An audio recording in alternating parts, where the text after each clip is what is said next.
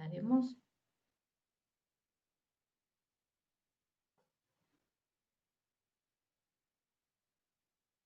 Bien. Bueno, buenas noches, buenas tardes, estimados docentes, colegas, estudiantes.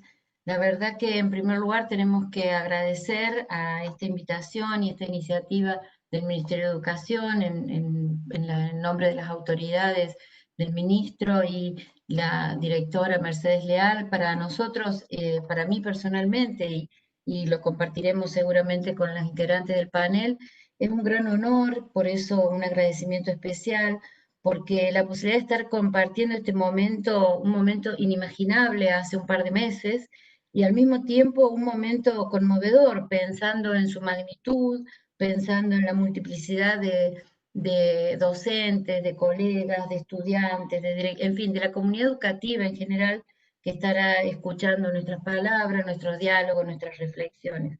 Yo me quiero presentar, en primer lugar, decirles, compartirles, mi nombre es Liliana Brate, yo soy profesora desde hace mucho tiempo en la Cátedra de Pedagogía de la Facultad de Filosofía en la Universidad Nacional de Córdoba. Desde allí venimos formando profesores y licenciados de Ciencia de la Educación, y desde hace un tiempo relativamente corto, desde que comenzó este año, asumí el cargo de directora de Educación Superior de la provincia de Córdoba, así que estamos acá asumiendo en este contexto desafío muy grande y apostando nuevamente a la formación de profesores en el nivel superior en nuestra provincia. Pero no quiero ocupar más tiempo en estos detalles, sino que quisiera comenzar la presentación del panel retomando el título en primer lugar, el título de las jornadas. Me parece importante recuperar esta idea plasmada en el enunciado de las jornadas cuando nos convocan a reflexionar sobre la profesión docente, resignificación del sentido de educar y las reflexiones sobre los vínculos y la continuidad pedagógica. La situación de excepcionalidad que estamos viviendo, esta particularidad de suspensión de las clases presenciales en este momento, inevitablemente nos sitúa en la necesidad de resignificar, revisar, restituir el sentido de la educación. En el panel anterior hablaban los especialistas de reinventar, de reconsiderar, un montón de palabras que nos ayudan a pensar la educación y la escuela en este momento, ¿no? En este tiempo en que de manera en un tiempo récord, diríamos, la actividad escolar se acomodó a condiciones inéditas para sostener la continuidad pedagógica en todos sus niveles. Por tanto, esta invitación que recibimos del Instituto de Formación Docente del Ministerio de Educación de la Nación de nuestro país resulta muy oportuna porque nos permite abocarnos durante un par de horas a esta reflexión totalmente necesaria. Se torna en una excelente oportunidad, creo yo, para volver a pensar nuestra profesión en este presente tan complejo, pero también así en su proyección. Nosotros confiamos en que este trabajo colectivo que se despliega en la virtualidad nos permite seguir reinventando y seguir pensando y construyendo formas de enseñar y de aprender. Bueno, en el marco de estas jornadas y en este panel en particular, titulado El desafío político de continuar enseñando con sentido inclusivo las prácticas en contexto de distanciamiento, procuramos poner el foco en nuestra tarea, ¿no? En el oficio de enseñar en estos tiempos. Y para ello, para mí es un gran honor y un gusto sentir y compartir con estas dos especialistas que yo diría que no requieren presentación, ¿no? Inés Dussel, investigadora del Sinvestar en México, pero formada en Argentina y compartiendo con nosotros largos recorridos, y Flavia Terigi, investigadora y hoy autoridad en la Universidad de General Sarmiento, son para nosotras un orgullo, son nuestras referentes, nuestras pedagogas de todos los días, donde leemos sus producciones todo el tiempo. ¿Quién de nosotros no ha leído alguno de sus textos? ¿Quién de nosotros no ha asistido a alguna capacitación, alguna conferencia, en alguna interacción audiovisual en distintos ámbitos? Ellas están presentes permanentemente. decía recién, orgullosamente son investigadoras, especialistas reconocidas en nuestro país y en el contexto internacional. Ya desde hace varios años sus textos forman parte de las lecturas obligatorias para la formación docente. Así que por eso me tomé el atrevimiento en esta ocasión de no leer su currículum, sino que opté por traer frases de ellas que justamente en estas últimas semanas, en los intercambios virtuales que tenemos desde la dirección, con los docentes, con directivos, han estado presentes. Es decir, nuestros propios docentes traen sus ideas, traen sus expresiones en distintos ámbitos de intercambio virtual que tenemos a través de las plataformas en la provincia de Córdoba, con los institutos, con los estudiantes, con los docentes. Y una docente de práctica de uno de nuestros institutos, en una de las aulas que compartimos, justamente en estos días recuperaba palabras de Inés y nos decía, yo escuché a Inés decir lo siguiente: la escuela es un espacio que no se define principalmente desde un contenido a dominar, sino desde una posición subjetiva de ir hacia otro lado. Y realmente esta docente decía, ¿cuánto me hizo pensar esas palabras de Inés? Son expresiones con las que Inés nos invita a movilizar nuestro pensamiento, a redescubrir nuestra tarea y nuestra profesión en la escuela. Así que quería traer estas palabras de Inés. Y también, desde otro lugar, en otro espacio virtual, una profesora de la formación general del campo de la pedagogía de uno de nuestros institutos, recordaba una capacitación que ella había realizado y decía, hay algunos párrafos de los textos de Flavia Terrigi que recuerdo especialmente. Y traía al aula virtual el siguiente. Decía Flavia en uno de sus textos, a medida que refinamos nuestros medios para educar, sabemos que las posibilidades de los niños, niñas, adolescentes y jóvenes de aprender en la escuela dependen cada vez menos de las capacidades que supuestamente portan o les faltan, de sus posibilidades individuales de aprender, y más de las particularidades de la situación educativa, de las condiciones institucionales y pedagógicas en las que tiene lugar su escolarización. Esta docente decía, cuánto me hizo pensar, cuántas veces volvía sobre mi propia práctica para pensar las posibilidades educativas de mis estudiantes. Creo que son ideas potentes del trabajo que viene desarrollando Flavia en sus investigaciones, en su trabajo, y que también nos moviliza y nos ayuda a volver a pensar el oficio que desempeñamos. Así que bueno, dicho esto, a modo de presentación, con esto quería mostrar la presencia que tienen sus ideas, sus obras en nuestra formación y en nuestro trabajo cotidiano. Compartimos con ellas la invitación que recibimos para este panel del Infod, en el que para este panel se nos invitó a pensar sobre el oficio de enseñar en tiempos y contextos de excepcionalidad. Se nos invitó a reflexionar acerca de las características que asumen las múltiples y diversos vínculos que se tejen en el ámbito escolar y en este contexto.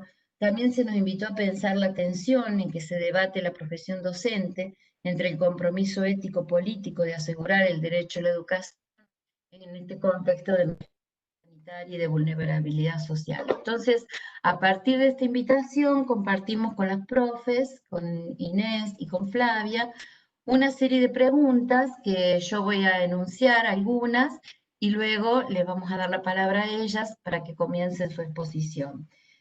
Pensamos en tres preguntas derivadas de esta invitación, una referida al sentido de la educación, claramente, nos preguntamos qué ejes o núcleos priorizaríamos o deberíamos abordar al debatir el sentido de la educación. Nos preguntamos por qué y cómo entender la continuidad de la enseñanza desde una definición política, qué significaciones se juegan en torno a esta relación y en torno a esta problemática de la inclusión en este contexto. Y también pensábamos que, considerando las desigualdades sociales existentes, podríamos preguntarnos sobre los criterios que deberíamos priorizar al momento de desarrollar prácticas de enseñanza en este contexto.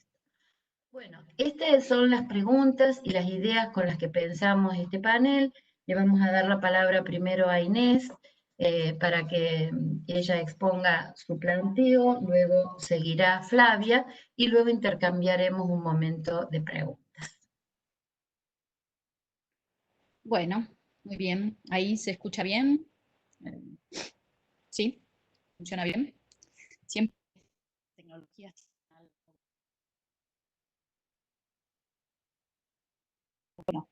eh, que, que esté saliendo de aquí. Bueno, antes que nada, muchísimas gracias a Liliana por la presentación, muchísimas gracias a Mercedes Leal del Infod, a Nicolás Trota por la organización de estas jornadas, que me parece que son un espacio muy importante. Quiero mandar a través de Liliana un saludo muy especial a Córdoba, donde tengo amigos y donde también me formé como docente porque trabajé muchos años en los cursos que organizábamos desde Flaxo con UPC, Carmen, Oscar, Walter, y bueno, y ahora nuevas amigas que tengo muy queridas que están ahí, como Paola, Adriana, no importa, pero la cuestión es que creo que también es justo decir, bueno, ¿no? Como nos fuimos formando en diálogo con muchos colegas, ¿no? Y las ideas que uno va armando, y creo que también para mí la experiencia de trabajo con los sindicatos docentes, con las políticas públicas y con los académicos han sido centrales para poder pensar de otra manera el trabajo docente y la reflexión pedagógica. Empiezo con esta idea de, bueno, los contextos de excepcionalidad, ¿no? Y ahí yo creo que esta idea de contexto es una idea muy interesante para pensar, algo se conversaba en la mesa anterior entre Elsie Rockwell y Marcelo. Yo diría, bueno, en primer lugar, la enseñanza siempre situada, siempre se da en un contexto particular, aunque por supuesto también está institucionalizada y esa institucionalidad es algo que organiza las prácticas, ¿no? Por ejemplo, hay una memoria de los cuerpos, hay una serie de saberes sobre la docencia que aprendemos siendo estudiantes, hay distintas etapas formativas que nos hacen ser los que somos, ¿no? A mí siempre retomo en la formación docente esa pregunta nietzscheana de cómo se llega a ser lo que uno es. Docente no se nace, docente se forma. Bueno, cómo se llega a formarse, ¿no? Y aquí, bueno, obviamente la retomo desde el trabajo sobre todo de Jorge La Rosa. Y bueno, creo que ahí hay mucho para abrir respecto a lo contextual, que incluye muchas miradas, ¿no? Incluye muchas dinámicas, muchas tradiciones. Siguiendo esta conversación que se daba entre Elsie y Marcelo, para mí es importante señalar que la escuela siempre tiene una presencia local y en ese sentido es escuelas, ¿no? Como decía Elsie, bueno, no hay escuela, hay escuelas, pero también diría hay una codificación institucional y en este espacio de la formación docente nos importa esa codificación institucional, hay formas de contratación laboral, Flavia estudió muy bien esto, por ejemplo, para la escuela secundaria, cuánto eso determina lo que podemos hacer o no, si nos contratan por horas, si nos contratan por disciplinas, cuánto nos podemos mover de eso, ¿no? En el currículum, ¿no? Y uno podría decir, bueno, son todos agenciamientos estatales que tienen que ser movilizados localmente, ¿no? Y a mí me interesa que pensemos también este espacio de la política pública, este espacio de los marcos regulatorios, de los discursos formativos como los que estamos trabajando ahora, que organizan ese contexto en el que trabajamos.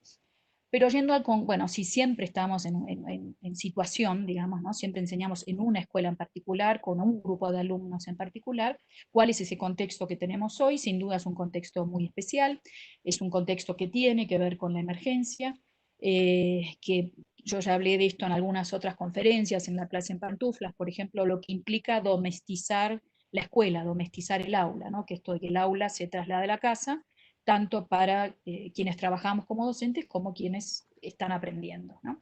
Y ahí hay, yo diría, bueno, estos nuevos soportes y materialidades que dificultan bastante el trabajo simultáneo, la dificultad de sostener una conversación común, ¿no? Creo que este contexto tan especial permite ver muchas cosas que quizás sabíamos que estaban pasando, pero las ponen en otra dimensión. Solo anoto una cuestión que ha aparecido mucho, esta cuestión de, bueno, la idea de la escuela como transmisora de contenidos, ¿no? Y entonces, bueno, o pasamos la escuela a la televisión, que significa simplemente damos clase por televisión, o distribuimos tareas, ¿no? Tareas muy particulares, además. Y me parece, bueno, que eso pone de relieve algunas ideas sobre lo que es la escuela que hay que cuestionar, ¿no? Que hay que poner un poco a discusión.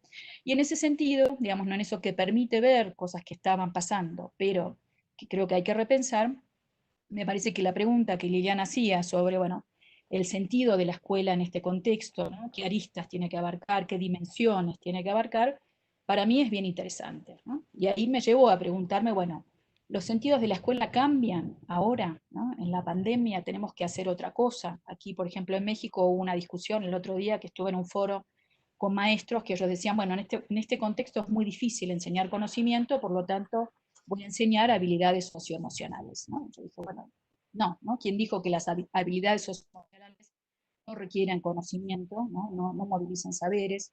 Pero además quiere decir que es muy difícil, ¿no? Digo, hay un montón de cuestiones ahí para abrir, ¿no? Yo diría, bueno, si tenemos que pensar un poco en esta, no me gusta la palabra esencia, pero como en el corazón de la escuela que es, esta situación de haber cambiado de soporte, ¿no? De no estar más en el edificio escolar, permite ver algunas cosas interesantes y diría como notas, ¿no? Centrales. Bueno, la escuela es un espacio-tiempo definido, ¿no? Y eso, el espacio-tiempo definido no es necesariamente el edificio escolar, porque los que hacemos historia sabemos que antes de tener un edificio escolar que se llamaba escuela, había escuelas, y que hay escuela a la orilla del mar, que hay escuela abajo del árbol, que hay escuela en un museo, que hay escuela en muchos lados, ¿no? Pero que ese tiene que ser un espacio-tiempo definido, con o sin paredes, que se proponga un encuentro, una conversación intergeneracional en torno a los saberes, ¿no? Y yo diría, bueno, que ahí hay que pensar esta conversación, ¿no? Que se arma la escuela, que toma la forma del estudio, toma la forma de una atención sobre el mundo, y también que lo hace con un cuidado, ¿no? Y yo ahí me animaría a hablar con Hanar, con Jan Marshall, con otros, de una amorosidad de la escuela, ¿no? Que enseña a mirar el mundo, que enseña a interesarse en el mundo. Hace pocos años, en el 2016, Michelle Petit, que es para mí pensadora muy interesante sobre la literatura, las bibliotecas, dio una conferencia aquí en la Biblioteca Vasconcelos de México y dijo que la biblioteca es a Internet como el jardín es a la selva, ¿no? La biblioteca es a Internet como el jardín es a la selva. La biblioteca tiene que ser un lugar que cuide, tanto como el jardín, la calidad de la presencia del mundo, ¿no? Así, bueno, uno selecciona en el jardín qué trae del mundo vegetal, animal, lo que sea, ¿no? Bueno, por supuesto en el jardín después la vida se abre curso, ¿no? Pero esta idea del cuidado, de que uno hace una selección con cuidado. A mí es una idea que me gusta mucho también pensarla para la escuela, ¿no? La escuela tiene que cuidar la calidad con la que se hace presente el mundo en ese diálogo entre las generaciones, ¿no? Y ahí aparece también un rasgo importante, ¿no? Bueno, la calidad con lo que se hace presente el mundo en un diálogo entre generaciones hace referencia también a una relación entre las generaciones que ayuda a atenuar la fragilidad humana, ¿no? A mí, y aquí tomo una idea del historiador David Hamilton, que me gusta mucho, bueno, la escolarización como una distribución de la experiencia codificada, por la cual cada generación no tiene que empezar de cero de nuevo, sino que, bueno, hay en ese encuentro intergeneracional pasamos, ¿no? En el mejor sentido, un saber que después se recrea, se reinventa, ¿no? Se enriquece, etc.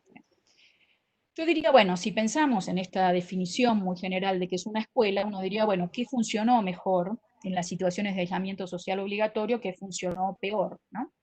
Yo creo que en algunos casos se lograron armar conversaciones sobre distintos saberes, se pudo mantener con sus bemoles una cierta continuidad de la transmisión de la experiencia entre generaciones. Hay muchas experiencias interesantes que hay que documentar, de las que hay que aprender. Pero a mí me parece que la parte que fue muy difícil fue recortarse como un espacio específico, ¿no? Como ese tiempo otro distinto a las redes sociales o al de los espacios domésticos, ¿no? Y para mí este aspecto, lo que estamos aprendiendo también es que la escuela es importante como un umbral, ¿no? Un lugar otro que permite un tipo de trabajo distinto, que permite una autonomía distinta, y que ese pasaje, ese umbral, es un aprendizaje tanto intelectual como político y afectivo. No sé, yo pensaba en ese primer día que te dejan en la escuela, ¿no? Tus papás te sueltan de la mano y ahí vas. Yo todavía me lo acuerdo, no sé ustedes, me lo acuerdo con un poco de susto, por suerte tenía una hermana más grande que iba a la escuela, me acuerdo de chicos que lloraban, de chicos que estaban muy nerviosos y corrían como locos, bueno, pero es un momento, bueno, de pasaje, ¿no? Y es un aprendizaje sumamente importante. Imaginémonos lo que es una vida sin esos pasajes, ¿no? Pero al mismo tiempo digo, es un pasaje, no es que te largan a la calle y arreglate, sino es un pasaje a un espacio de nuevo cuidado y a un espacio pensado, diseñado para este encuentro intergeneracional, ¿no? Eso fue muy difícil de sostener, ¿no? Y yo creo que ahí se rompe algo del espacio igualitario que supone la escuela. Sé que no es totalmente igualitario, pero sí hay una propuesta de que nos juntemos, ¿no? Todos. Yo creo que ahí pasaron cosas muy distintas para los sectores más privilegiados. Las plataformas fueron un lugar más de panóptico, de ver qué hacen los hijos, qué hacen los maestros, si la cuota que pago está bien o si en realidad no trabajan, etcétera, etcétera. Para los menos privilegiados creo que pasó mucha más desconexión, hubo intercambios mucho más esporádicos, ¿no? Con poco margen para conectarse, porque hay otros requerimientos domésticos, porque la mamá no tiene plata y el celular está para otras cosas, porque tienen que cuidar a los hermanitos, ¿no? Porque muchas cosas, ¿no? Porque están enfermos. Yo creo que ahí se puso en riesgo esa posibilidad de que la escuela se organice como un espacio de autonomía intelectual y afectiva, tanto de los chicos respecto a sus familias, como de las familias respecto a los chicos, ¿no? Y me parece también que vemos que el aula es un espacio de trabajo que también es más íntimo, aunque sea público, ¿no? Es amoroso, cuidado, permite ensayos y errores, ¿no? Tiene que crear condiciones de confianza, tiene que habilitar la palabra para todos. Todo eso no es tan fácil de hacer. Y, por ejemplo, una de las maneras que más tuvo lugar el aula fue por WhatsApp. Es muy, muy difícil, ¿no? Entonces, bueno, vinculo a esto a la idea de continuidad pedagógica, ¿no? Y por ahí la pregunta es, bueno, ¿continuidad de qué? La continuidad, entonces, para mí, volviendo a la idea que decía antes de las ideas de escuela que aparecen, no es de la clase que se piensa como distribuir tareas, ¿no? O distribuir contenidos, sino de una clase en ese sentido más profundo de encuentro con otras y con otros, ¿no?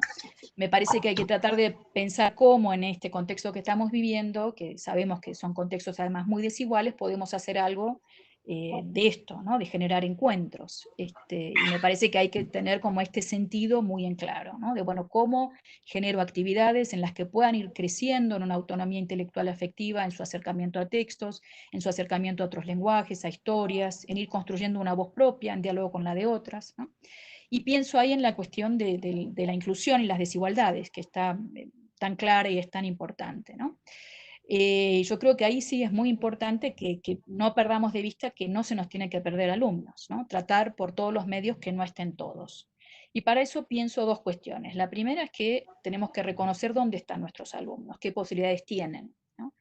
A mí, yo lo mencionaba en otra charla que di, bueno, hay, por ejemplo, algunos materiales que se han hecho, como los que hizo Mirta Torres en Provincia de Buenos Aires, que me parecen muy interesantes porque están pensados con un lector adulto que no necesariamente tiene muchos márgenes de autonomía tampoco. Entonces, ¿qué consejos y sugerencias necesitamos darles a las mamás, a las papás, a los hermanitos mayores que tienen pocos recursos para que puedan pararse a leer un cuento, pararse a hacer una tarea, ¿no?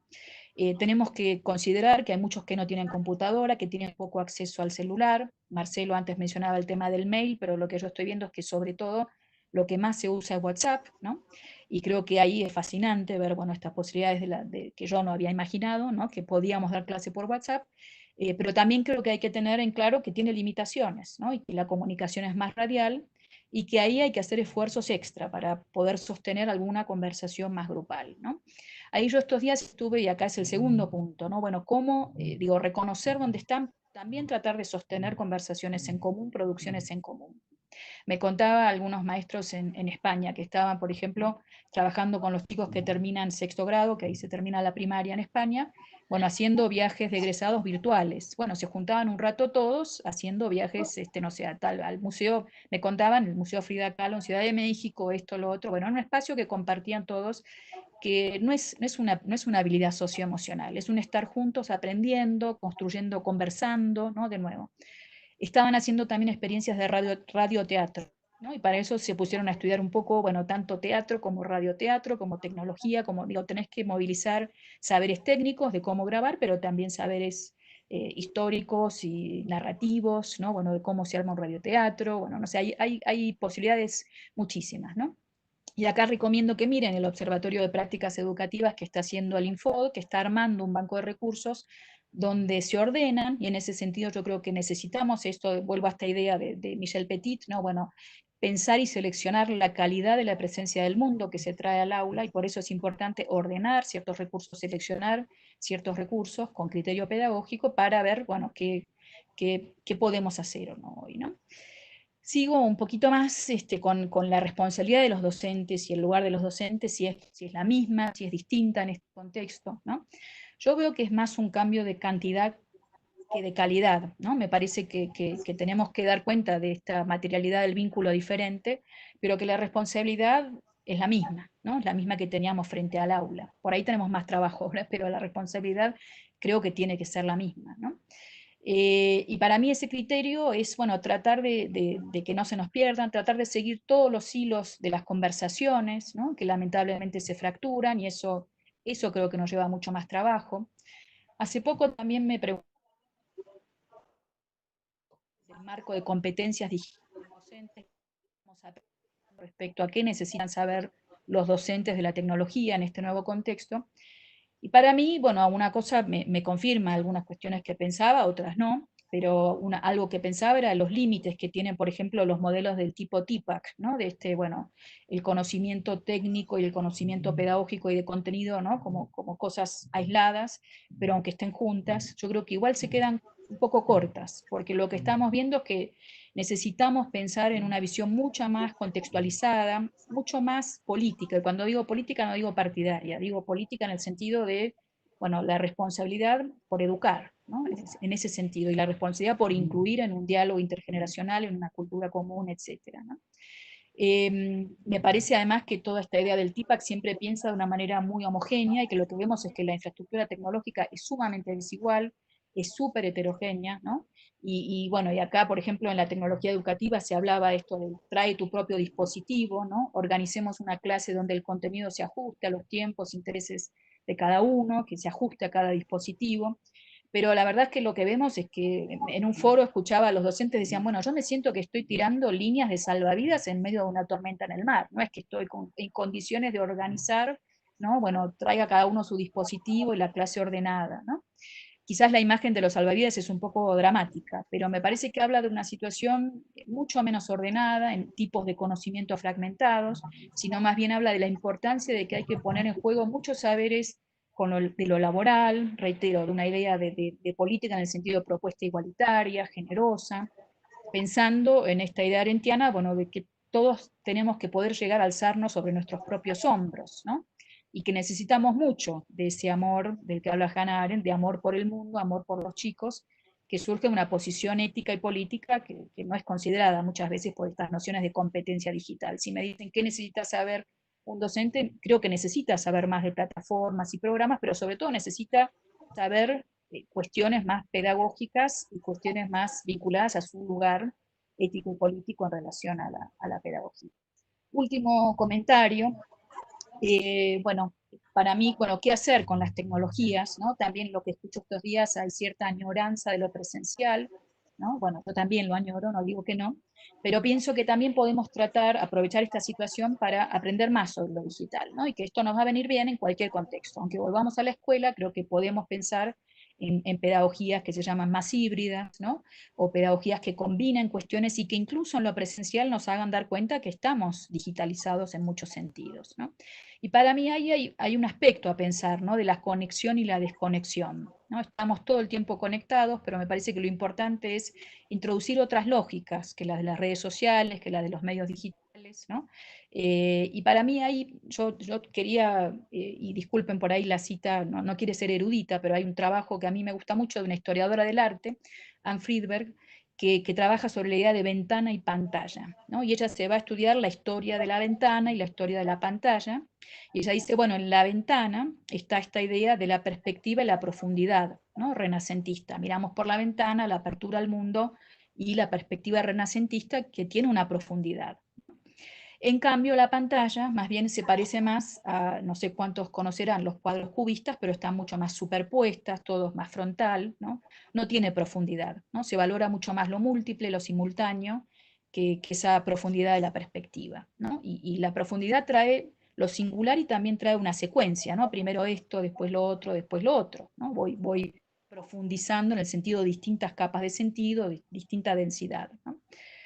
para mí, la pantalla, y Friedberg lo dice también, ¿no? Bueno, un poco se va desprendiendo de la ventana como apertura al mundo y empieza más bien a veces a ser un espacio de encierro, esto que vemos hoy, ¿no? Estamos encerrados, la pantalla de ratos es un poco todo lo mismo, es muy sedentario, descomplejiza el mundo, muchas cosas, todo es más o menos, ¿no?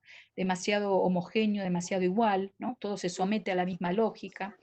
Me parece ahí que hay que tratar de hacer un paso atrás, ¿no? Me acuerdo, hay un sitio web muy popular de apoyo escolar en Brasil que se llama Descomplica, que a mí no me gusta nada, porque reitero eso, la escuela es el lugar de lo difícil pero importante, ¿no? La idea de simplificar el mundo, economizarlo, volverlo doméstico al punto que deje de ser mundo y se vuelva una proyección de lo mismo, de lo que ya conocemos, me parece que es un problema, ¿no? Entonces, reitero, me parece que tenemos que tratar que las pantallas sigan siendo o vuelvan a ser ventanas al mundo, ¿no? Me parece que ahí hay que trabajar con las pantallas para que vuelvan a ser ventanas al mundo, ¿no? Y en ese sentido me parece que hay que interrumpir ciertas cosas de las pantallas, ¿no? Hay que proponer recursos y dispositivos pedagógicos diferentes, ¿no?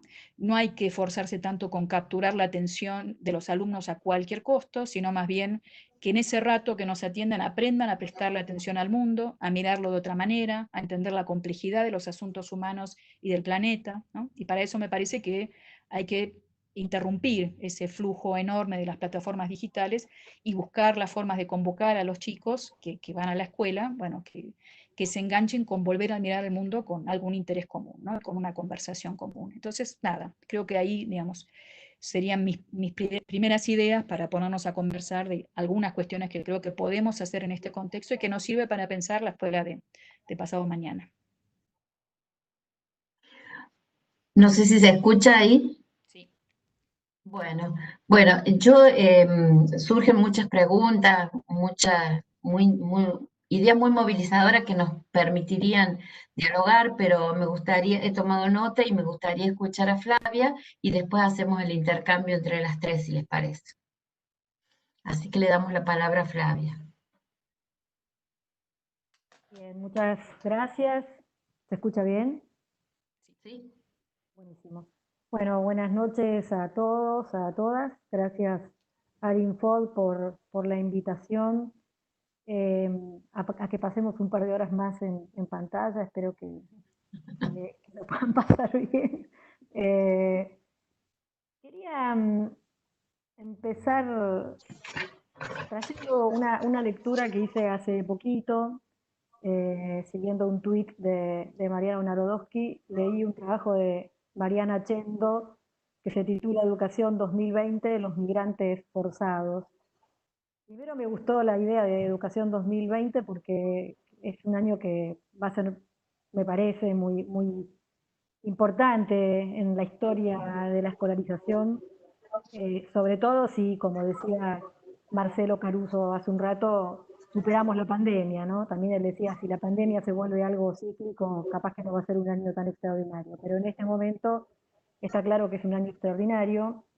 En ese trabajo, Chendo retoma cifras de la UNESCO de por entonces, estas cifras van cambiando semana a semana, y dice una población de más de 1.500 millones de estudiantes y 60 millones de docentes migrantes alrededor de 138 países. La migración que describe es, dice ella, la migración a la virtualidad en un tiempo inferior a 30 días. Dice en algún lugar, la migración global más formidable de Occidente en tiempo récord, millones de humanos desplazados hacia el mismo sitio en el menor tiempo. A ver, me gusta la... disculpen, hay mucho ruido. No sé si podemos hacer algo para que no haya tanto ruido. Capaz que cerrar... ¿Ustedes no escuchan ruido? No, no, escuchamos, yo escucho bien, clarito. Okay. Ahí los chicos pueden estar mirando.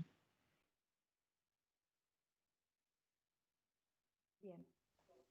A mí me parece sugerente la imagen, porque la figura del migrante nos habilita la extrañeza, ¿no? Hace, no sé, un par de semanas en una conversación a la que me invitó la gente de SUTEBA, yo decía, hay algo que está difícil de entender para nosotros, los educadores, las educadoras, y es que no ir a la escuela sea parte de las políticas de cuidado. Es algo bastante extraño como vivencia y como situación. Y bueno, la figura de la migración permite un poco esa extrañeza. Hoy no me voy a detener en las cosas que planteé en aquella oportunidad, pero sí quiero decir que no es como si estuviésemos haciendo lo mismo que haríamos en la escuela por otras vías. A mí me parece que en cierto sentido se ha tomado la virtualidad como si fuera algo así como una herramienta, ¿no? Una herramienta. Antes teníamos una herramienta para hacer las cosas y ahora tenemos otra herramienta que es la virtualidad. Forzando un poquito la imagen, digo, no es una herramienta, es otra tierra, es otro contexto, y yo trabajé mucho también para hoy sobre la idea de contexto, y en este contexto pueden hacerse muchas cosas, pero no todas las cosas que se hacen en la escuela, así como en la escuela no se pueden hacer todas las cosas, hay cosas que no podemos hacer.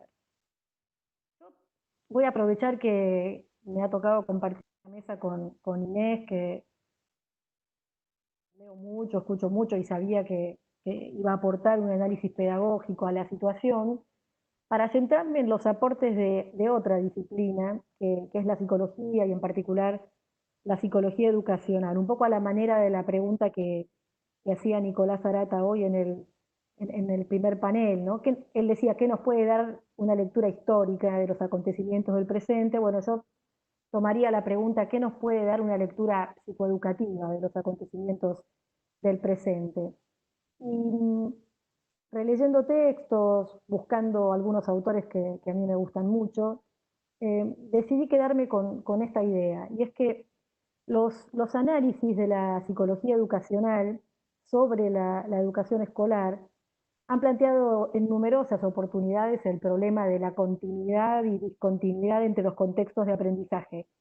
Siempre lo han hecho a propósito del aprendizaje dentro y fuera de la escuela, ¿no? Con aquellas preguntas acerca de si se aprende del mismo modo dentro y fuera de la escuela, si en la escuela es posible reproducir algo de la experiencia del mundo, en términos de aprendizaje estoy hablando, ¿no? En una mirada sobre el asunto, según la cual la escuela es considerada un contexto artificial, en el sentido de un contexto fabricado deliberadamente para producir ciertos aprendizajes.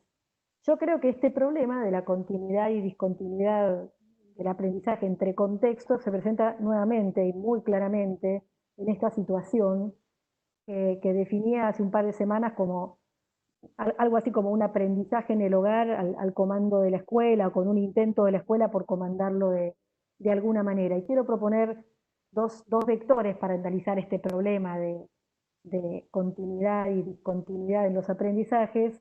Uno es el vector de la descontextualización y la contextualización, y el otro es el vector del sentido o el problema del sentido.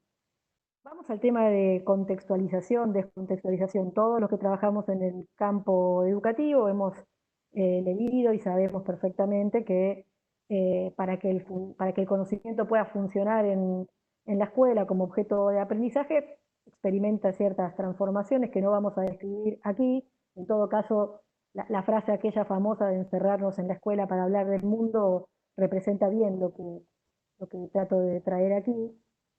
Ese movimiento descontextualizador inevitablemente enajena a los conocimientos de su contexto original de producción, cualquiera que éste sea, y a modo de ejercicio, y pensando en el momento presente, pensando en la situación actual, a mí me parecía interesante digamos, analizar este movimiento descontextualizador, tomando elementos de, por ejemplo, dos de las teorías psicológicas que todos los docentes y las docentes conocemos, utilizamos y algunos de nosotros inclusive las enseñamos, ¿no?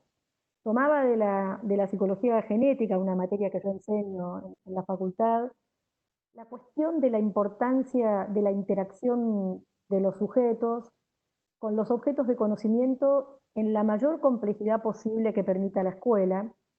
Siempre es en la escuela, y eso implica, como decía hace un rato, algo de cierta descontextualización.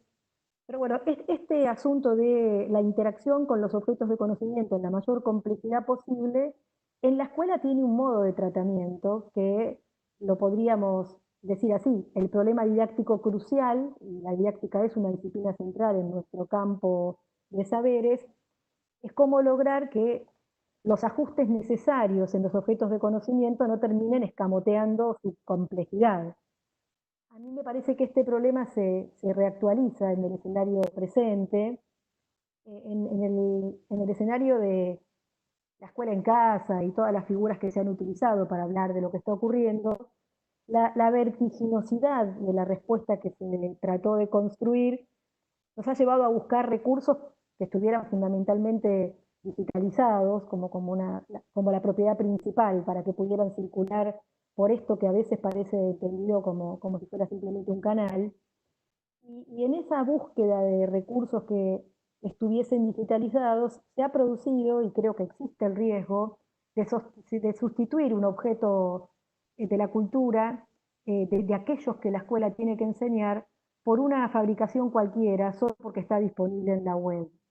Me dediqué en estos días a analizar blogs sobre conocimientos y sobre juegos numéricos, por temas que me interesan a mí, y uno puede ver se puede ver una variedad de juegos numéricos, muchos de los cuales están en las antípodas de lo que queremos que les suceda a los chicos en sus relaciones con el sistema de numeración, con el problema de la cuantificación o con las operaciones aritméticas. Pero, claro, están disponibles y entonces se convierten en un sustituto de la enseñanza que desarrollaríamos en clase.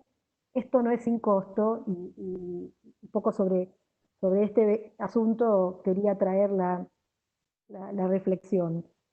Quiero decir con esto que todo lo que nosotros, los educadores, sabemos, todo eso que sabemos de otras disciplinas, tal vez no exactamente de las tecnologías, pero sí del currículum, de la didáctica, de la psicología, de la escuela, tenemos que tratar de ponerlo a jugar cuando tomamos alguna de estas decisiones.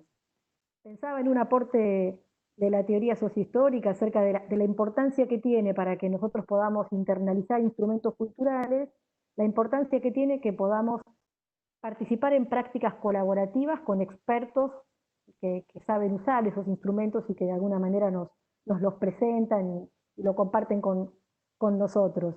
Sabemos que las prácticas escolares no siempre logran preservar en plenitud los significados culturales de los instrumentos que se presentan, pero una parte importante del problema de la didáctica consiste precisamente en suturar esa brecha con el significado cultural y con las prácticas en las que los instrumentos se insertan, y por eso se dice desde esta perspectiva que los docentes somos algo así como expertos dobles, ¿no? Expertos en los instrumentos de la cultura que queremos transmitir, uso instrumentos en el sentido de la psicología cultural, pero también expertos en los modos de producir situaciones de colaboración con nuestros estudiantes, con nuestros alumnos, con nuestras alumnas, para hacerlos progresivamente capaces de dominar esos instrumentos. Y lo hacemos comenzando muchas veces por aspectos periféricos o locales del instrumento para llegar progresivamente a una autonomía en el dominio, digamos, ¿no? Y en el contexto actual, este tipo de reflexiones que tomo de la teoría sociohistórica me hace preguntarme por algo que también traía Inés recién, que es, lo podríamos decir así, cómo reponer algunas formas de interacción de los chicos con nosotros como expertos y a través de nosotros con los instrumentos culturales en estas condiciones particulares que propone la enseñanza en el contexto presente. Este era el primer vector de análisis, que tenía que ver con la descontextualización y la recontextualización. El segundo vector tiene que ver con el problema del sentido. A mí me parece que en este momento hay un problema que están experimentando muchísimos docentes, por lo menos en nuestro país, que es el problema de cómo articular algo que es muy necesario para construir significados complejos, como los que la escuela quiere transmitir, que son altos niveles de descontextualización cognitiva, con altos niveles de contextualización emocional y social que son necesarios para construir con los chicos algo que es crucial para poder aprender en este contexto, que es algo del orden de los motivos, algo del orden del sentido del aprendizaje en estas condiciones.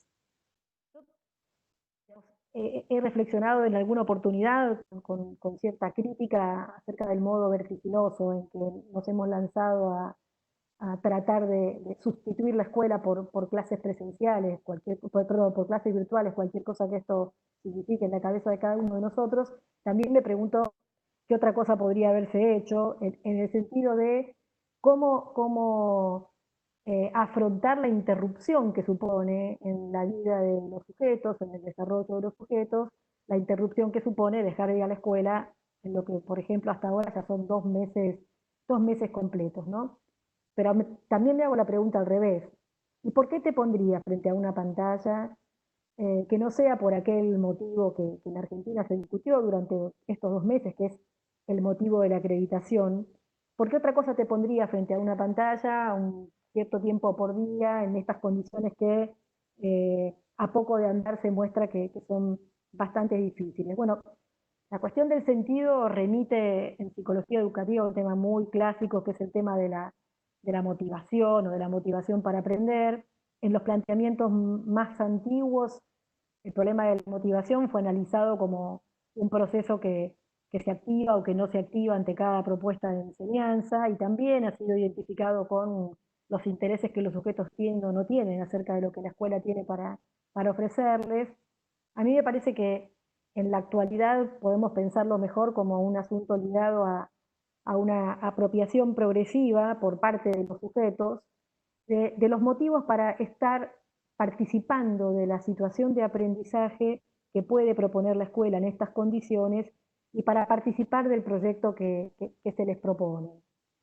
Uno de los motivos probablemente sea, como se discutía en el panel anterior, aquello de lo común. ¿Se acuerdan cuando Marcelo Caruso decía, bueno, no es lo común todo el tiempo, como si todos fuéramos iguales, pero momentos comunes, espacios comunes, experiencia de lo común? Él decía con preocupación, ¿no?, la cuestión de la refamiliarización de las relaciones sociales, y yo diría de las prácticas educativas. Y Inés también lo planteaba hace un rato cuando decía, bueno, ¿cómo hacemos para que la escuela siga siendo un lugar, un otro lugar, digamos, ¿no?, en el que puedan pasar otras cosas? En este terreno, el terreno del sentido, esa pregunta que por ahí se hace cada tanto un niño, una niña, un adolescente, un joven que se tiene que poner frente a la pantalla y decidir seguirnos, digamos, me parece que es especialmente relevante la diferencia que se presenta en el diseño de la actividad entre dos grandes tipos de propuestas que parecen estar produciéndose. Aquellas como las que describía Inés cuando hablaba de la experiencia del radioteatro o la experiencia de los viajes de egresados virtuales, y otras muchísimas que afortunadamente se están produciendo, en las que el aprendizaje se produce como un continuo integrado al flujo de un proyecto de enseñanza. Hacia ahí, digamos, estamos tratando de apuntar de alguna manera. Pero hay otros tipos de propuestas y otro gran tipo de propuestas que en todo caso creo que es lo que predomina, que son aquellas en las que la unidad de aprendizaje es la tarea.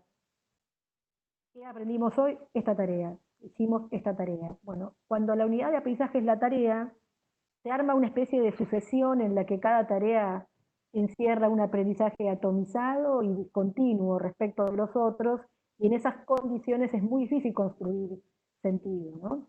En esos casos se termina ofreciendo al alumno una oportunidad baja de apropiación del sentido de la actividad que le estamos proponiendo, con lo cual realmente se dificulta seguir algún motivo más genuino para poder aprender.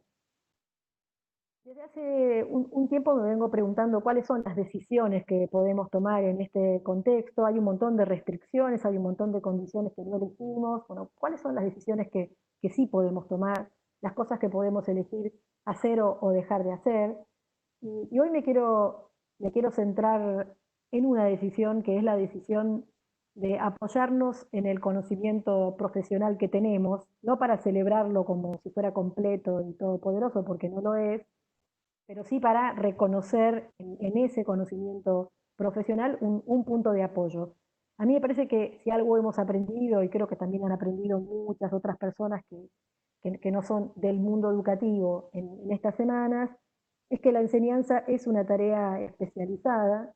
A esa especialización puede que le falten muchas cosas, pero está construida, está cimentada sobre la base de una serie de conocimientos que yo propongo poner en valor, y al mismo tiempo no plantearnos la exigencia de tener una propuesta pedagógica acabada en estas condiciones.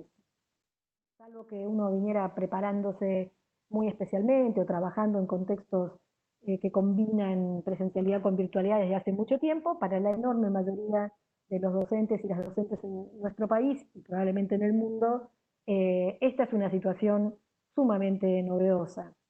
Estas no son nuestras clases, solo que en la virtualidad. La virtualidad, vuelvo a decir, no es una herramienta, es un contexto.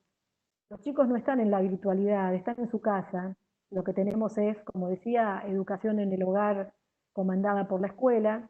Y nosotros a veces trabajamos pretendiendo que la virtualidad es solo una herramienta o, como decía hace un rato, únicamente un canal. Me parece que no es así, que no es un canal, que nos plantea otras condiciones y que en estas condiciones no puede hacerse lo mismo que si estuviéramos en la escuela.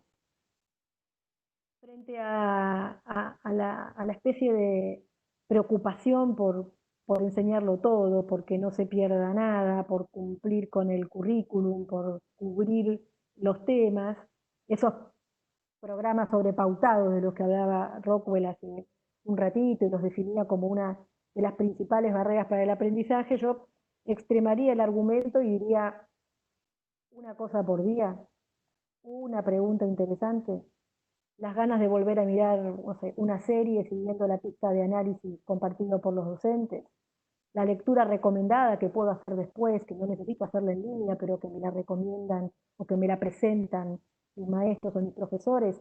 Traté de buscar para hoy, pero no lo encontré porque creo que me ha quedado en la oficina y como todos no he podido volver. Un texto de Brunner, Realidad Mental y Mundos Posibles. Creo que es en ese texto donde Brunner hace una reflexión sobre todas las veces que los maestros le habían contado que el agua hierve a 100 grados y cómo le cambió la cosa cuando un docente, ya no me acuerdo si era varón o mujer, cambió la pregunta y dijo, ¿y por qué a 100 grados? Y ese cambio en la pregunta, digamos, suscitó una manera de mirar un contenido repetido al infinito, a mirarlo de otra manera. Estoy seguramente simplificando algo que Brunner escribió maravillosamente, pero creo que ahí, en ese modo de mirar el saber, en ese modo de mirar el conocimiento, está la fortaleza de la escuela, ¿no? Y si el currículum es, como se ha señalado más de una vez, por ejemplo, como señalaba Eisner, un medio para alterar la mente, yo creo que una buena pregunta que podemos hacer es qué alteraciones podemos hacer en las mentes de los sujetos con los que trabajamos en estas condiciones, en función de lo que los docentes sabemos sobre las formas sobre las formas humanas de crear significado y sobre cómo se aprende. Y también preguntarnos qué alteraciones no seremos capaces de promover, qué alternativas no podremos poner a disposición ahora, sencillamente porque en este contexto no es posible y tendremos que esperar la vuelta a la escuela y la posibilidad de volver a estar juntos. Bueno, hasta acá.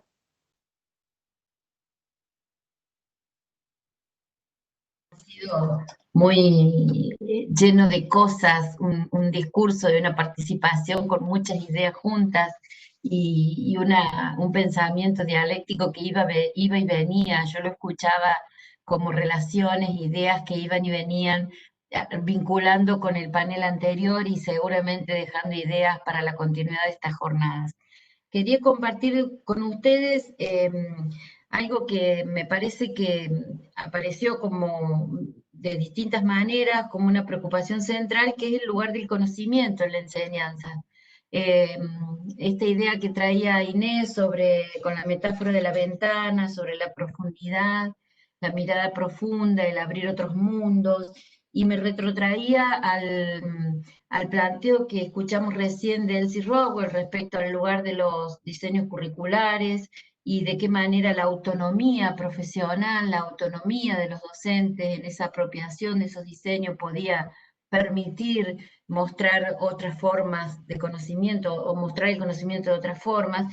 Digo, en estas preocupaciones escucho o trato de identificar el lugar del conocimiento y me parece que ahí apareció muy claramente en ustedes la mirada acerca del conocimiento de la mano del cuidado, no un conocimiento, y digamos, acá hay una ruptura de esa tradición enciclopedista y de esa posibilidad de enseñar todo a todos, que heredamos en la escuela, en su contexto de la escuela moderna, como mencionaban antes Nicolás Arata, ¿no? O sea, pareciera que esta preocupación que ustedes traen, y quiero traducirlo esto en una pregunta concreta, esta preocupación que aparece atravesada en sus planteos sobre el conocimiento, rompería claramente con este componente constitutivo de la escuela moderna como enseñar todo a todos, y la enciclopedia como modo de organización de esos conocimientos.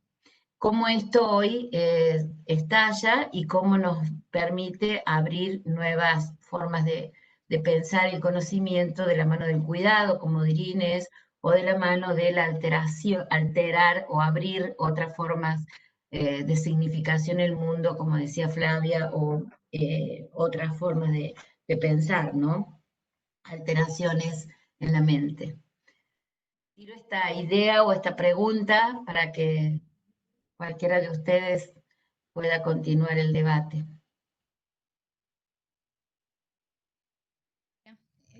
¿Querés que empiece? Bueno. ¿Sí? A ver, ahí el tema del conocimiento, ¿no? Y bueno, y esto me parece muy interesante Liliana, decías, bueno, enseñar todo a todos, ¿no? Y enseñar todo no quiere decir necesariamente enciclopedismo, eso fue una traducción, ¿no? Pero yo diría en esto de, bueno, lo que dice de Michel Petit, de, bueno, uno trae, ¿no? En el jardín uno trae una calidad de la presencia del mundo, uno también está pensando en un mundo, no está pensando en un todo. Por supuesto, el todo siempre es imposible y por eso hay selecciones, ¿no? Y ahí yo vuelvo a insistir que el currículum tiene su importancia y vuelvo acá a ideas que trabajó mucho Flavia sobre la justicia curricular, ¿no? Bueno, como el currículum como un documento público que también se preocupa por una cierta distribución igualitaria y no es simplemente que cada docente elige lo que quiere o lo que puede. Por supuesto, creo que siempre hay muchos márgenes de autonomía, pero que también tenemos alguna conversación colectiva pública sobre cuáles son esos objetos de la cultura más complejos, como decía Flavia, que ponemos a disposición, ¿no? Que queremos enseñar. Ahí pensaría en relación al conocimiento y quiero retomar una idea de Flavia y algo de lo que dije antes en relación a, bueno, qué tipos de conocimiento queremos traer en la escuela, ¿no?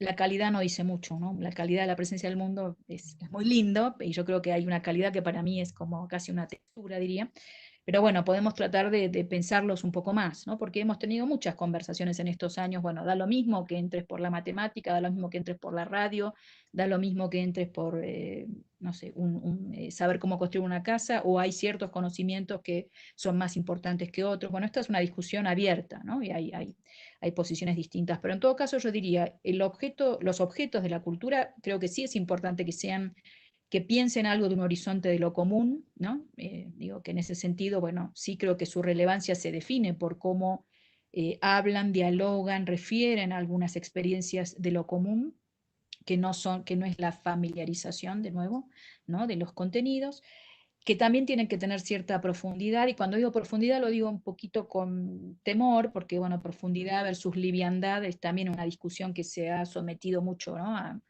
a cuestión, se ha puesto en cuestión. Yo diría por profundidad quiero decir una densidad de relaciones, ¿no? Que uno puede abrir un objeto en analizarlo desde múltiples perspectivas, o puede esto como ir viendo capas sucesivas, ¿no? de construcción de sentido. Para mí esos son los objetos más interesantes, ¿no? Y aquí creo que la escuela tiene que ofrecer algo de esto, que estos son, que eso es un tema progresivo, por supuesto, que uno empieza por cuestiones que no son tan complejas, pero que todo el trabajo escolar es para lograr una mayor abstracción. Como decía Flavia, bueno, estos conocimientos altamente descontextualizados, que no sé, un conocimiento, por ejemplo, de la gramática del lenguaje, o de un pensamiento matemático, o también de un pensamiento de las ciencias sociales que toma conceptos y categorías que quizás están en el lenguaje popular, pero no están pensados desde un marco teórico, una construcción, ¿no? Metodológica que hubo atrás de esos conceptos, ¿no? Y yo le daría también un paso más al tema de la descontextualización, que me parece que es una idea muy importante, ¿no? Bueno, este contexto que descontextualiza, o la escuela que quiere descontextualizar algunas cosas al mismo tiempo que es muy local, ¿no? Y tiene que estar muy contextualizada. Y para mí ahí hay una idea que trabajan los filósofos, los pedagogos, ¿no? Magellane y Simons, esta idea de la escuela como suspensión, ¿no? En ese sentido, digo, que condensa un poco esta idea del lugar otro, que produce cierto tipo de trabajo con los saberes, que ellos lo llaman profanación, ¿no? Y bueno, esto de la profanación también le hemos dado muchas vueltas, ¿no? A mí me gusta la idea de profanación porque tiene también un contenido político, ¿no? Bueno, esto de poder cuestionar una autoridad, una jerarquía, ¿no? Y animarme, y bueno, esto de por qué el agua hierve a los 100 grados, ¿no? Tiene que hacer la escuela, tiene que habilitar esos espacios, esas preguntas, ese trabajo con el conocimiento en el cual en México le hablo del tú a tú, ¿no? Le hablo de igual a igual. Bueno, me le animo, ¿no? Al mismo tiempo que reconozco que sí, que hay un saber experto que me ayuda a entender esto mejor, pero me le animo, ¿no? Y ese saber experto no me acalla y no me dice, entonces tengo que repetir, ¿no? Lo que me dijeron. Entonces creo que ese trabajo de la escuela, de descontextualizar, suspendiéndose, ¿no? Recortándose y al mismo tiempo fomentando un trabajo de profanación, de cuestionamiento, ¿no? De trabajo, de amasar, de mirar desde distintos lados, es lo central, ¿no? Y me parece, bueno, que hay que ver esto en estas condiciones sociotécnicas, cómo lo hacemos. Pero me parece que es posible, y coincido mucho con Flavia, que bueno, que por ahí hay que ir de a uno por día, ¿no? Si lo hacen bien, este, qué más quiero? ¿No? Con eso creo que estaríamos todos muy contentos. Flavia. Sí, a ver, coincidir, por supuesto, con Inés en que el todo nunca es todo, jamás puede serlo, y que hay una versión del todo que es, ¿se acuerdan? Los que tienen mi edad, que tal vez recuerden una cosa que había creo que en el diario La Nación, que era 10 preguntas para un felicitado, ¿no? Todos los días había 10 preguntas y el asunto era contestar las preguntas que en general eran preguntas referidas a piezas así sueltas de información, que no quiere decir que se contestaran desde cabezas construidas con piezas sueltas de información, sino que, bueno, evocaban informaciones que en tu cabeza tendrían un sentido más global, pero en el momento de la pregunta era una pregunta suelta, ¿no? Eh, Nosotros tenemos con los currículos escolares el problema de que para ser amplios y diversos y habilitar la mayor cantidad de cosas posibles, le dejan a los docentes una enorme responsabilidad de selección, y esa enorme responsabilidad de selección en este contexto a muchos maestros y profesores les pesa mucho. Los chicos están en cuarto grado tenían que aprender ciertas cosas, nadie se atreve todavía a decir, bueno, miren, quizás en esta versión cuarto grado 2020 no vamos a poder aprender las mismas cosas que hubiésemos aprendido de haber estado en la escuela, pero podemos aprender de esta manera estas cosas, esta parte o lo que fuere, ¿no? Entre currículos muy grandes, digamos, que dejaban mucha responsabilidad a la decisión de los docentes y un contexto donde no es muy claro ni cuándo vamos a volver, ni qué priorizar pensando que alguna vez volveremos y demás, hay algunas decisiones que podemos tomar que son difíciles. Por ejemplo, podríamos tomar la decisión de que ciertas cosas se enseñan cuando volvamos, porque por las características del trabajo de enseñanza que se requiere, no es posible enseñarlas en estas condiciones. Hay gente que no estaría de acuerdo con esto que yo estoy diciendo y que piensa bueno, que en estas condiciones puede enseñarse todo. Yo creo que en ninguna condición puede enseñarse todo, en la escuela tampoco puede enseñarse todo. Entonces me parece que podemos tomar la decisión, deberíamos poder tomar la decisión de que en este contexto ciertas cosas esperan al momento en que podamos volver a estar juntos. Otro problema con con la cuestión del conocimiento escolar, creo yo que tiene que ver con que en seguimiento, digamos, de la idea de secuencia, que es una idea muy fuerte en una escolaridad graduada, ordenada por etapas y demás, el trabajo escolar sobre el conocimiento ha sido muchas veces un trabajo de descomposición de objetos complejos en partes más. Y entonces en la cabeza de muchos de nosotros asignar tareas es enseñar. Y asignar tareas no es enseñar, hay un montón de mediaciones ahí. Asignar tareas es asignar tareas, y hay tareas de todo tipo, por supuesto. Pero uno de los grandes problemas que tiene la experiencia escolar, y yo creo que en el contexto de la virtualidad ese problema se agrava, en cierto modo, es el problema de la discontinuidad. Es el problema de la discontinuidad.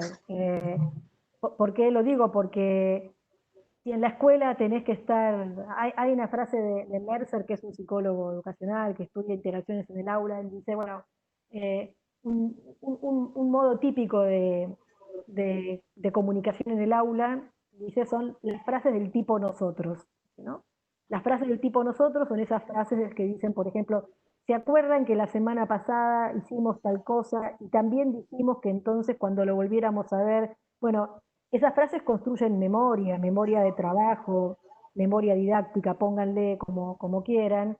Esa memoria de trabajo, que es difícil en la escuela, se puede hacer todavía más difícil en un contexto muy fragmentado, como viene siendo por ahora el que nos presenta esta especie de intento de combinar lo que la escuela debería hacer con, con con la virtualidad tomada como si fuera un canal, sin terminar de reconocer que plantea sus propias reglas. En ese sentido, quería comentarles, quizás Flavia esté conociendo, en nuestro país, en Argentina, la semana pasada, el día viernes, esta semana se empezó a difundir un acuerdo que se aprobó en el Consejo Federal de Educación acerca de la evaluación en este momento de virtualidad, de continuidad pedagógica, que pone el foco en la evaluación formativa y que ha despertado mucha polémica. Si bien no quiero meterme en el tema de la evaluación, quería traer algunas consideraciones de ese acuerdo federal que nos propone en algún momento deberemos trabajar en las distintas jurisdicciones, en las distintas provincias, en los distintos niveles, definiendo aquellos contenidos que a modo de unidad curricular vamos a considerar imprescindibles, es decir, un poco lo que vamos a tener que decidir en algún momento es decir, bueno, ¿qué sí podemos de los conocimientos trabajar en esta etapa y qué no podemos y deberemos pensar en recuperar en la próxima etapa? Me parece que ahí tenemos un debate pedagógico importante que nos deberemos dar al interior, incluso al interior de nuestra propia comunidad educativa, porque recién Flavia decía, no todos están de acuerdo, porque muchos piensan que podemos enseñar todo, o al menos el diseño curricular debería estar garantizado en la virtualidad. Personalmente coincido con esta apreciación, no creo que eso sea posible, creo que hay la tarea de enseñar y su complejidad no nos va a permitir hacer lo mismo que en la presencialidad. Entonces, me parecía importante destacar esta idea de cómo, y preguntarles entonces, cómo ven esta tarea en esta situación con tanta vertiginosidad, porque en poco tiempo la idea de migración que trajo Flavia al principio da cuenta de lo vertiginoso que fue esta migración, ¿no? Entonces, en esta aceleración de tiempos, nos deberemos dar seguramente esta tarea y cómo ven ustedes las posibilidades de hacerla. No sé Bueno, si empiezo, si te Flavia parece. está. ¿Querés, Flavia? No, es igual, es igual. No, empezá vos, que yo empecé. Dale, dale. A ver, primero un pequeño ajuste sobre la metáfora de la migración que yo tomé del texto que mencioné. También en algún momento dado dije, porque el texto dice, migraron todos a la virtualidad, y yo en otro momento dije, los chicos no están en la virtualidad, están en la casa. Y en todo caso, estamos viendo si con la virtualidad podemos hacer algo que conecte la casa con la escuela, pero yo creo que no estamos en la virtualidad, estamos donde estamos, ¿no? Y no es menor esa cuestión. A ver, sobre cualquier decisión de las que hay que tomar en este contexto, y me pongo solidariamente en el lugar de las autoridades que tienen que tomar decisiones en este contexto tan complejo, lo que querría decir, y me gustaría que se pudiera comprender, es que el escenario es bastante dinámico, va cambiando mucho. Yo soy decana en un instituto, en una universidad nacional de este país, y nosotros tomamos hace un mes unas decisiones con una cierta hipótesis de cómo se podrían desenvolver los escenarios de la pandemia, y bueno, hay ya un par de escenarios que se nos cayeron, y entonces hay algunas decisiones que tomamos en relación con la posibilidad de que esos escenarios se cumplieran, que las tuvimos que revisar. Entonces, lo complicado de lo que pasó aquí en relación con el tema de la evaluación es que la evaluación estuvo ligada desde el principio exclusivamente al problema de la acreditación, y que la acreditación se planteó como problema no sé, desde la semana de clases, ¿sí? Como decía en algún momento una funcionaria provincial, decía, bueno, a ver, circunstancias normales estaríamos transitando la etapa del diagnóstico, y nos están pidiendo ya que pongamos una calificación que además tenga peso para el reconocimiento de los aprendizajes en el sentido más eh, clásico de los regímenes de calificación que tenemos en las escuelas. Entonces, haber dado esa discusión y haber tomado algunas definiciones como las que se tomaron la semana pasada, con los acuerdos y los desacuerdos que podemos, por supuesto, imaginar, a mí me parece que fue importante, que por lo menos por el momento corre un problema para más adelante, no el problema de evaluar, o sea, no el problema de tratar de reunir evidencia de si los chicos están aprendiendo o no, no ese problema, sino el problema de que esto ya tiene que ser como si fuera el ciclo lectivo común, y como si los chicos hubiesen tenido que aprender los contenidos del primer bimestre, digamos, ¿no? Para decirlo rápidamente. También puede ser que más adelante haya que revisar alguna de estas decisiones, porque, vuelvo a decir, el escenario es dinámico, es cambiante, no es lo mismo volver, no quiero poner ningún mes, pero no es lo mismo volver en un mes que en cualquier otro. No es lo mismo poder volver todos juntos, como creo que era la ilusión primera, que saber, como lo vemos por las vueltas en el mundo, que vamos a volver de otra manera, que vamos a volver de a poco, que vamos a volver con grupos reducidos. Entonces, como eso va cambiando, nosotros tenemos que estar un poco preparados, todos los que trabajamos en relación con lo educativo, bueno, para unos escenarios cambiantes. Yo pensaría, bueno, en esto me parece muy bien esto de, bueno, que sí podemos trabajar en esta etapa, me parece que es una muy buena conversación, y me parece que es una conversación que tiene que tener cierto nivel de especialización, ¿no? Porque, digo, cómo se decide, quién lo decide. Por supuesto hay un nivel de decisión de la política pública, pero que me parece que también tiene que tener una voz importante los equipos curriculares didácticos, ¿no? Que están manejando más de cerca, y también con esta idea muy concreta de qué cosas pueden hacer los docentes. Y yo ahí en esto de, bueno, que decía Flavia, no estamos en la virtualidad, es clarísimo que no estamos en la virtualidad, y yo reitero, y estuve haciendo entrevistas y conversaciones con maestros de escuelas privadas, de escuelas públicas, de escuelas en la Villa 1114, en el Distrito Escolar 20, en la Ciudad de Buenos Aires, que es un distrito escolar muy pobre. Bueno, la mayoría de las clases son por WhatsApp, con suerte, ¿no? Y las escuelas privadas sí tienen plataformas, pero también en las escuelas privadas, aún de sectores altos, tienen alrededor de un 10% de chicos que se conectan muy poco. Y entonces, digo, no es, hay que sacarse de la idea de que ya estamos todos en las pantallas todo el tiempo. Digo, hay sectores que están todo el tiempo, creo que los docentes estamos todo el tiempo, pero no me parece que podemos pensar por eso que las clases o las escuelas están en este momento virtualizadas. Ahora, creo que podemos hacer mejor lo que estamos haciendo, sí. Estoy de acuerdo, me parece que en esto de, bueno, ¿qué sí podemos enseñar? Necesitamos algún guión común, me parece a mí que hay que pensar, bueno, más allá de que habrá escuelas, y como decía Flavia, habrá incluso distritos escolares que volverán antes que otros, ¿no?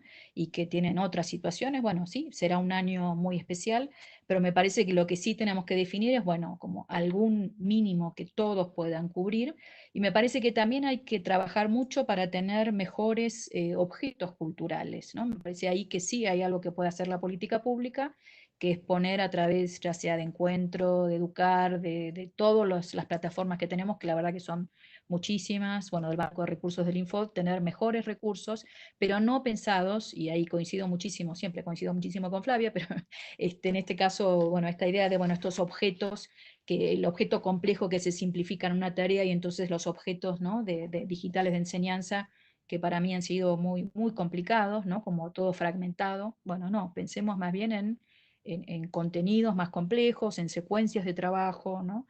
En qué cosas podemos hacer, considerando que además muchos docentes tienen también ellos mismos muchos problemas con las plataformas, ¿no? Entonces, me parece a mí que hay que tratar de acompañar, de apoyar con un guión común, bueno, qué es lo que se puede hacer hoy como sistema educativo. Si logramos eso, me parece a mí que va a estar muy bien, ¿no? Pero yo haría una invitación muy fuerte a que son los equipos curriculares y didácticos los que tienen que ponerse a la cabeza de esto, porque me parece que la cuestión no hay que tirárselo en los hombros de cada docente que lo resuelva como pueda. Me parece injusto, me parece que va a salir mal, me parece, y no es ir contra la autonomía docente ni mucho menos, ¿no? Es tratar de pensar en las múltiples variables que tenemos que tener en cuenta hoy. Están quedando pocos minutos, por eso veo que ya se nos acercan el final, pero no quería dejar de plantearles una pregunta referida a la formación docente. Uno de los debates que se está instalando en torno a la formación docente es la práctica docente. Eh, si podemos pensar la práctica docente en este contexto en el que estamos viviendo y lo que estamos viendo en las discusiones en los institutos es que aparece muy claramente la formación docente en términos de dominio de las tecnologías digitales. Claramente esto ha puesto ha mostrado cierta debilidad en esa formación. ¿Y cómo ven ustedes este tema, ¿no? Esta complejidad?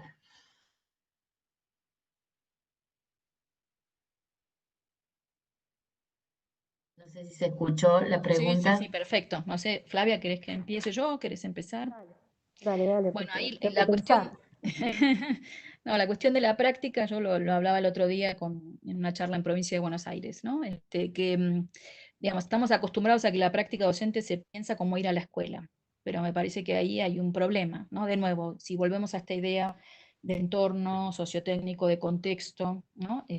Bueno, y el territorio en el que nos movemos hoy, que es un territorio en todo caso más digitalizado, no completamente virtualizado, me parece que hay mucho para aprender y pensar respecto a eso, ¿no? Entonces yo de nuevo ahí iría no a la idea de competencia digital, como aprendamos a usar las plataformas de nuevo como herramientas, no son herramientas, ¿no? Son contextos, son entornos, son entornos que además nos condicionan lo que podemos hacer. Para mí son contextos en los que podemos aprender mucho sobre lo que es una clase presencial, sobre lo que produce una clase presencial por ausencias, ¿no? Por lo que no podemos resolver. También nos va a decir mucho sobre qué sí podemos hacer o qué es importante que hagamos, ¿no? Me parece que al revés, yo la usaría como una oportunidad de formación. Bueno, estamos obligados a eso, pero además me parece que es una gran oportunidad de formación, ¿no? Hay algo que todos estamos así como, bueno, es una especie de experimento social enorme, en muchos casos muy cruel, ¿no? Y bueno, ojalá que pase pronto. No me gusta mucho usar esa idea de experimento, pero digo, sí están sucediendo cosas inéditas, ¿no? Y que estamos viendo cómo funcionan, estamos esto, ¿no? Esta idea de lo digital que teníamos, nos damos cuenta que es otra, ¿no? Nos damos cuenta que además lo que necesitamos saber son otras cosas. Bueno, para mí, para la formación docente, es un momento sumamente interesante y que ojalá que se pueda aprovechar a fondo. Que se aprenda más de plataformas, buenísimo, pero creo que no es, el objetivo es aprender más de cómo se enseña, cómo se aprende en distintos entornos, en distintos contextos, ¿no? Con distintos soportes, de qué tengo que hacer ahí, ¿no? No sé, documentar, yo digo, bueno, no sé, como que hay muchas cosas que se pueden aprender ahora. Ujú, ujú. Flavia, no sé si querías agregar algo.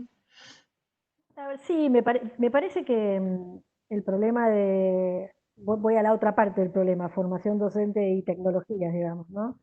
Es que hay dos asuntos que hacen un poco de ruido acá. Uno es el supuesto muchas veces de las instituciones de formación docente, de que los y las jóvenes, por el solo hecho de ser jóvenes, tienen un dominio de las tecnologías que viene con ellos. Eso, además de que la situación es muy desigual, eh, digamos, tiene el segundo problema asociado, que una cosa es tener determinado dominio de ciertas tecnologías y otra cosa es poder pensar el sentido que puede tener la incorporación de tecnologías al proceso de enseñanza, que es una reflexión completamente distinta, que tiene que ver más con el conocimiento pedagógico que con el del usuario, digamos, o inclusive el productor de tecnologías. Eh, lo que propone Inés me parece que es completamente factible, ¿no? Que es, bueno, usar esta situación, aprovecharla como contraste para poder pensar otras cosas. Nadie querría haber producido esta situación, pero hay que decir que los que nos dedicamos al conocimiento de la escuela y de la educación, encontramos un montón de ribetes interesantes en esta dura experiencia que como humanidad estamos viviendo. El corazón del problema que se discute en los institutos sigue siendo qué hacemos si no podemos volver a las escuelas en todo lo que va del año con aquellos que se deberían recibir este año y no pueden hacer su experiencia en, en- en el contexto escolar en concreto, ¿no? Eh, Sobre esto hay una respuesta provisoria ahora, que es, bueno, ya volveremos, cuando volvamos probablemente podremos y todo eso, como decía yo hace un rato, el escenario es dinámico y capaz que en octubre estamos discutiendo otras cosas, ¿no? Así que no daría ninguna respuesta definitiva, solo señalo que probable que lo que podemos pensar ahora lo tengamos que revisar dentro de unos meses. Yo quisiera destinar estos últimos minutitos, Mercedes se nos está sumando, a darle la palabra a ustedes para cerrar con alguna apreciación que quieran agregar a todo lo que se planteó en el panel y luego la palabra a Mercedes que estará por cerrar esta jornada seguramente. No sé si Flavia o Edith, perdón, Inés, quieren cerrar con alguna reflexión. Sí. A ver, empiezo, si no, no te veo en los gestos, pero bueno, no me quiero repetir, pero yo diría básicamente para mí el desafío ahora es, bueno, cómo seguimos enseñando, ¿no? Y por ahí como tratar de darle más densidad a esa idea de la continuidad pedagógica, qué quiere decir, ¿no? Para quiénes, cuáles son esos principios que nos orientan, los criterios que nos orientan. Esto de, bueno, la clase tiene que ver, la escuela tiene que ver con un para todos, ¿no? Y esto me parece que es fundamental, que no se nos pierdan los estudiantes, me parece que ahí hay que poner muchísimo esfuerzo, que esta heterogeneidad y esta desigualdad que se hace muy presente en el contexto actual, en esto de que, bueno, cada uno se tiene que replegar a sus propios recursos, pone mucho más de relieve las desigualdades y bueno, creo que ahí el desafío como docentes es, bueno, ¿no? Tejer esas conversaciones, seguir esos hilos, ¿no? Seguir a cada uno, tratar después además de volver a alguna construcción común, ¿no? Para mí, yo insisto en eso. Y la construcción común en torno a ciertos procesos de conocimiento que tengan densidad, ¿no? Que de nuevo coincido muchísimo ahí lo que decía Flavia, bueno, no porque lo que esté primero disponible es lo mejor, puede ser muy simplista y puede ir en contra de muchos principios pedagógicos que tenemos, ¿no? Pedagógicos, políticos, éticos. Entonces ahí cuidado, ¿no? Seleccionemos bien, pensemos bien. Vuelvo a esta idea del menos es más, ¿no? Bueno, como por ahí me parece que eso es central también como guía, ¿no? No abrumarse, no agobiar, cuidar la relación con el conocimiento, cuidarla con los saberes, cuidar la relación con la cultura, cuidar la relación con los demás, ¿no? Y ojalá que eso, cuando nos reencontremos, bueno, también el vínculo que fuimos construyendo, porque además en muchos casos el corte se produjo apenas conociéndose, ¿no? O incluso sin conocerse. Hay institutos que no habían empezado a trabajar todavía. Entonces, digo, bueno, que nos encontremos ya habiéndonos conocido porque nos cuidamos mutuamente, ¿no? Para mí eso es algo que sería muy valioso que hagamos. Muchas gracias. Flavia. Para cerrar algo de otro orden, pero que a mí me preocupa, que me parece, no estoy muy segura de que estemos preparándonos para poder pensarlo, que es cómo vamos a ayudar en la escuela a elaborar todo esto que ha ocurrido, ¿no? En las vidas de muchos de los chicos, de muchas de las chicas, han pasado o pasarán cosas muy duras en términos de salud, en términos de trabajo, en términos de violencia, en muchos términos. Eh, Al principio yo decía, bueno, a nosotros nos resulta medio difícil de entender que no ir a la escuela forme parte de las políticas de cuidado, pero cuando volvamos a la escuela forma parte de las políticas de cuidado. Y creo que la pregunta que cabe ahí es, bueno, ¿cómo vamos a hacer para convertirla en un lugar donde donde la experiencia pueda pasar a un registro más procesable para la clase de cosas que hacemos en la escuela, que también es un lugar donde los chicos están creciendo bajo nuestra responsabilidad. Yo decía el otro día, no soy muy afecta a esta idea de que toda crisis es una oportunidad. Hay mucha gente para la cual esto está siendo crisis, y punto. Entonces, me parece que hay una pregunta allí: ¿qué vamos a hacer? ¿Cómo nos vamos a preparar para esa vuelta? E inclusive cómo vamos acompañando ahora esta situación. Muchísimas gracias. Bueno, para mí ha sido una experiencia muy significativa de mucho aprendizaje. Esperamos que también lo haya sido para todos los que nos están siguiendo. Agradecerle personalmente al Infod y a todos los que están trabajando en nombre de Mercedes y todos los que la han acompañado en esta jornada, un montón de gente con la que hemos estado comunicándonos estos días para concretar esto. No recuerdo los nombres, por eso no los voy a nombrar, pero muchas gracias a Flavia, a Inés en especial, y a todos los que nos están acompañando. Yo le doy la palabra a Mercedes para que ella cierre esta jornada y nos volveremos a encontrar mañana. Bueno, simplemente para agradecer muchísimo. Esto también es una experiencia de un nuevo formato que nos ha interpelado desde el día que el ministro nos convocó a realizar estas jornadas, y siempre fue de hoy para ayer, y todos lo saben porque fuimos a buscarlas con mucha ansia, pero en realidad salieron muchas más cosas de las que nosotros suponíamos, intensas, que van a ayudar muchísimo para la formación docente y muchísimo también a las políticas que se están instrumentando. Coincido en un conjunto de ideas muy fuertes que surgieron acá, fundamentalmente que creo que quedó claramente en la Argentina en estos días, que la enseñanza es una tarea especializada, como decía Flavia, y que puso en valor a la docencia, ¿no? Y por otro lado, también me parece que esta fuerte cuestión que decíamos y que se comentaba también las panelistas, ¿no? De este encuadre de trabajo que nos lleva a situar a las docentes y a los docentes en otro lugar, pero que ese lugar, justamente cuando hablamos que los chicos no son los migrantes porque están en sus casas, los docentes tampoco serían migrantes porque están en sus casas dando la enseñanza y promoviendo el aprendizaje, nada más que tienen que comenzar a reconfigurar sus cocinas,